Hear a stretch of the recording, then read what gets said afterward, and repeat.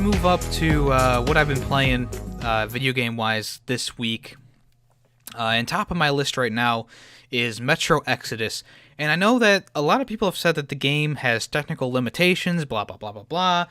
I don't see it myself. Maybe I'm just blinded by my love for the series, but Metro Exodus, after you get past like the first cookie cutter mission that, teaches you how to play the game essentially, and you can only do one thing, go one way, I'm really enjoying it. Like, even though the load times are a little bit long when you're going into the open world sections, I think this game does a beautiful job of kind of mirroring the Metro style, but in an open world setting. One thing I would like to see in this game that I haven't yet, and I've gotten fairly far in the game, I'm just getting to the second open world area that's kind of like in a desert, it's sweet, but it has a completely different atmosphere from, all the other games and the opening area, but I'm just getting to that part, and I haven't seen, like, anything to do with, like, a secret metro tunnel or something like that, places that are abandoned that have lots of loot, stuff like that you would see normally in an open world game. That would have been really cool to implement and be like, okay, here's the opening to a metro station, let's see what's in there. Maybe it's the radiated husk people, who knows. But there are a fair amount of areas that get marked on your map to explore at. You want to make sure you do those things, and also make sure you do the side quests as well, because they give you a lot of stuff and give you a lot of loot, and it's really, who doesn't want to get a teddy bear for a little girl, okay? You're an asshole if you don't get that fucking teddy bear. Just saying! I really enjoyed the open world. The first area was a lot of fun. It really reminded me of that one level from Last Light where you're in, like, the swamp, and you're in the suit that is, like, capable of going through a swamp. And also they start off with this really weird cult that you find as well. I'm not going to give away anything about the story or anything like that. This is like literally like the first 30 minutes of you playing the game. You can find a cult. It's really interesting to see like how these different civilizations kind of formed. So, like I said, the beginning of the game's kind of cookie cutter. You know where it's going to go. We knocked out the jammers. What's going to happen? Oh, we noticed that there's billions of people on Earth still. Whatever. I saw that coming a mile away, but now as the story kind of gets more into it, I'm really enjoying it and really enjoying the feel and the look of the game. And I also really enjoy the crafting aspect. Instead of you just being able to craft things out of thin air like in Tomb Raider and Horizon Zero Dawn and Far Cry, this one you actually have a backpack on your back that can work as a quote-unquote crafting station. It's a miniature one, so you can craft bullets for your air compressor gun. You can craft med kits and air filters.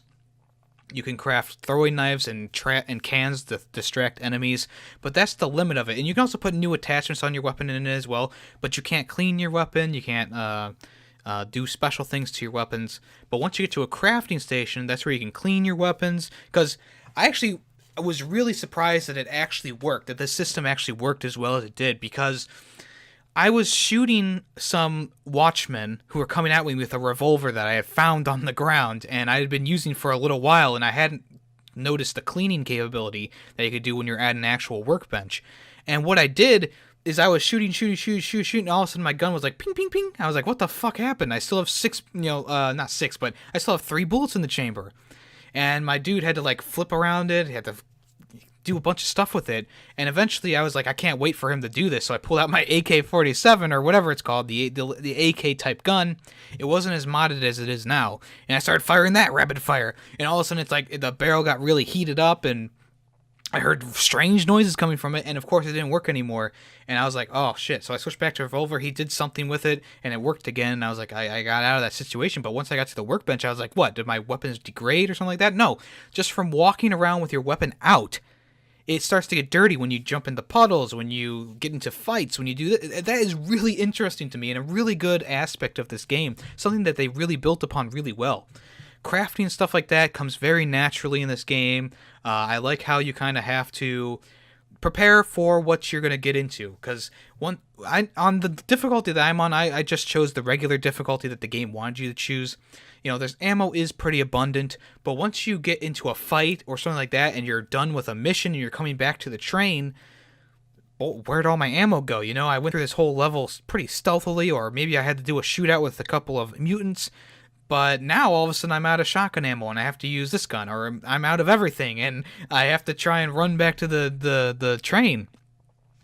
A lot of the areas also have, like in the first area especially, there's a lot of like lakes, and so you have to use a rowboat to get across. Well, these giant mutated shrimps, you know, you have to kind of dodge them in the water, and then there's also the giant fish that'll knock you over, and you have to frantically swim to the edge or get back on your boat.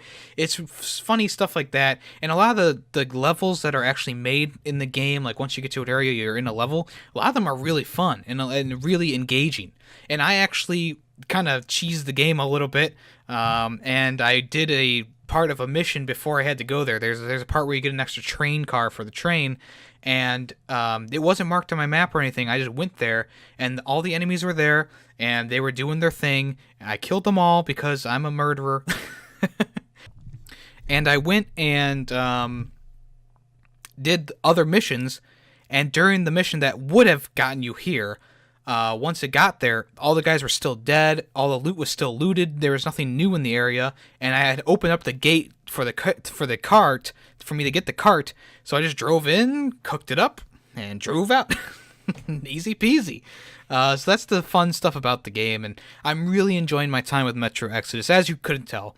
Is it a Game of the Year contender? Maybe, but we gotta see what else comes out. It's too early to say, but I am really enjoying my time. If I'm going to be playing it down the road, too, that's another thing that factors into Game of the Year type things. But I do think that, yes, the game doesn't start out the best, but I think once you get going, the game really gets in the motion.